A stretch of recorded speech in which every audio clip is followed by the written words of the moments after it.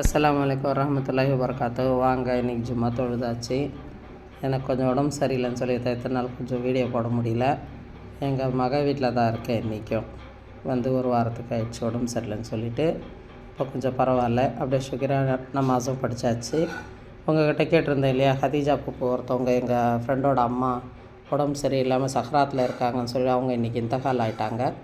அவங்களுக்காக துவா செய்யுங்க. அல்லாவிடம் அவங்களுடைய முன் செய்த பாவமும் பின் செய்த பாவமும் மன்னித்து அல்லாஹ் தஆலா அவர்களுக்கு சொர்க்க பதவியை கொடுக்க வேண்டும் என்று, புல்சராத்தின் பாலத்தை மின்னல் வெட்டும் நேரத்தில் அவர்கள் கடக்க செய்ய வேண்டும் என்று அல்லாஹ்விடம் துவா செய்யுங்கள்.